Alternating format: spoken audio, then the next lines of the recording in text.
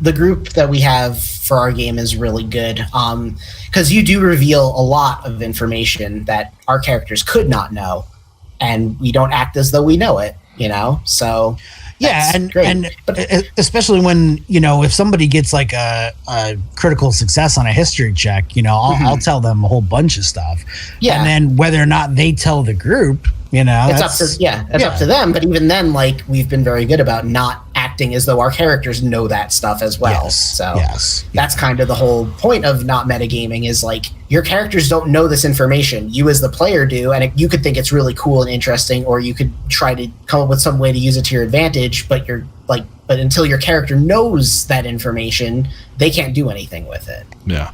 One thing that takes no time at all is when they find out information, even if the group is present and they're being told psychically, or they're reading a book, or etc. Fill in the hole here, for that person to just say, all right, all that information that you DM, GM, keeper told me, I'm going to reiterate to the party. You do not have to say it word for word in the exact phrasing. Like, that's ridiculous. Like, you can just say, I want to reiterate what you just told me to everyone else so they know. It takes 3 seconds, and then guess what? You don't have to deal with that. If somebody's not there and they're filling in with information that they don't have, that has to be dealt with case per case. And that's to say that person even wants to share the information,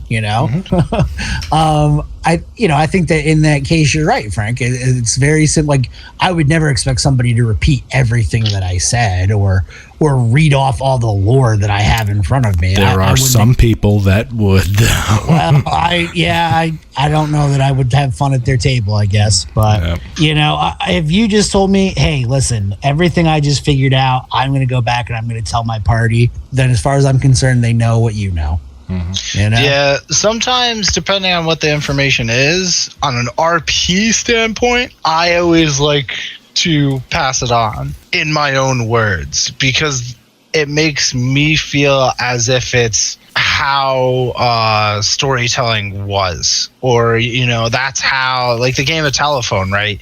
Everybody has played it as a kid. Here you get one word or one sentence and you have to pass it on to the next person. It all comes around until it goes back to the person who started it, and they go, wow, that's crazy, that's not at all what it was. But I like that aspect of it. So if it's something my character finds out, and maybe it wasn't said to the whole group, or maybe a couple of people are there, and I'm telling them, I'll be like, hey, this is something that, this is the way, and I'll tell it how my character believes it went down.